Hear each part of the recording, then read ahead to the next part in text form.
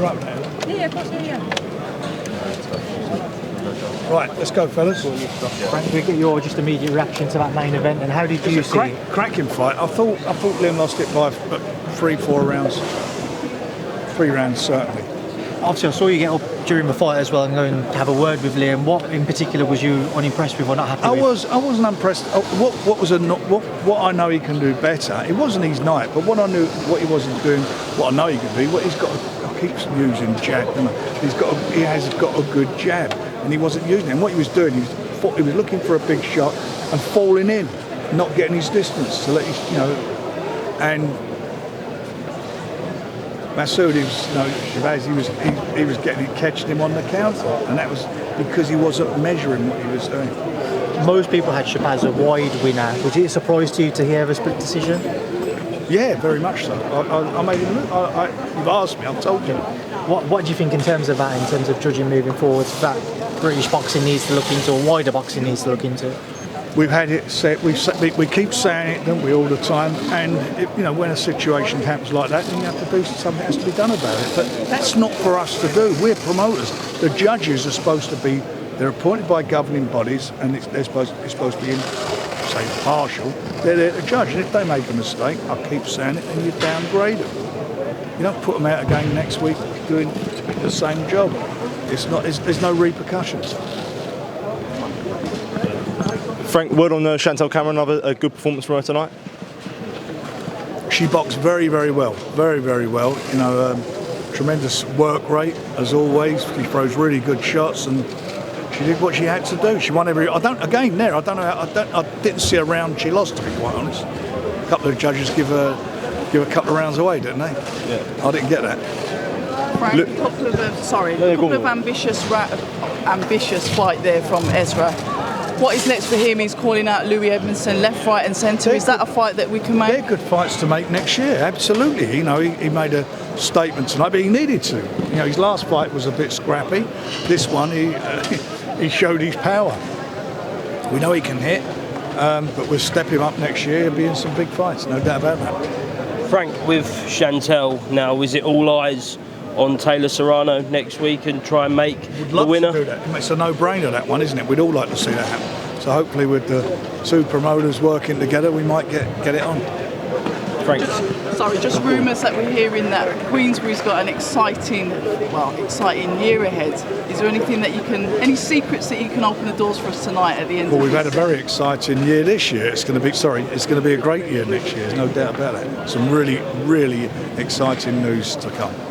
How long and fights? How long until do you think we see the rematch between Ben Whittaker and Liam Davies? Better ask Ben Whittaker.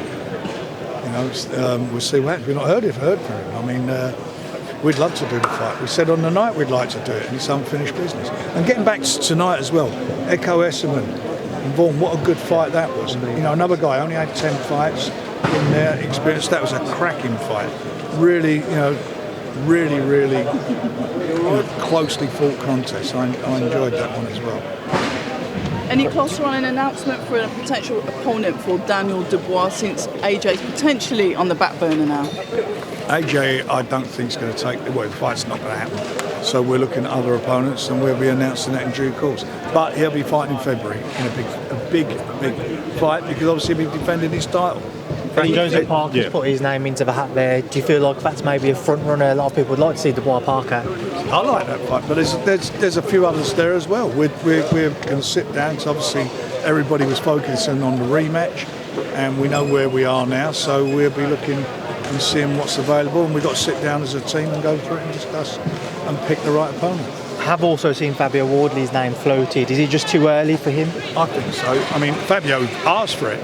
I think it's too early, and I think it's a fight certainly that we could build up, and if we do it, it could be a massive stadium fight. Who do you think Joshua could fight if not Dubois next? No idea.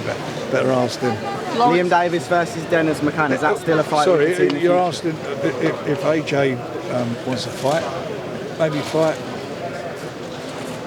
Fabio. Go on, say it again.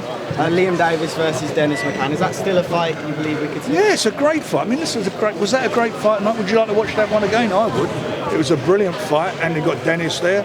There's a nice permutation of fights to be made. That's what this is about. We've got our guys fighting each other. Lawrence Foley makes his debut with yourselves. Yeah. Third time lucky, third promoter lucky. Is he going to have that resurgence under you? We'll see. We're going to give him the platform. Well, he's got the platform to do it, and he's coming up a weight, a heavyweight. It's no secret he was struggling to make the weight, and hopefully, being comfortable at the weight, you'll get more out of him. But it's up to him to go and do the business in the ring and show everybody what he's all about in the most exciting, or one of the most exciting divisions in boxing. Frank, when it comes to the next opponent for Daniel Dubois, rewind a couple of months ago, there was talk that the fight between Zhilei Zhang and Joe Parker will have a second iteration to it. Does a current rematch clause maybe rule out both fighters from being the opponent for Dubois? I'm not going to get into that at the moment because we're talking to all the fighters and considering who we're going to do. I'm not going to compromise that by even going there with that. Just in terms of the thinking for that opponent though, because Dubois has been matched very hard and stronger, that's one of the reasons, the factors that people say as to why he got that victory over Anthony Joshua. Will it be a strong opponent in the opposite corner to him? Of course, it'll be somebody who's coming to fight him. I mean, you know, he's got. I don't think he's got any problem fighting anybody in the world. Anybody with the power that he's got, and his boxing ability and the heart he's showing. Which fighter in those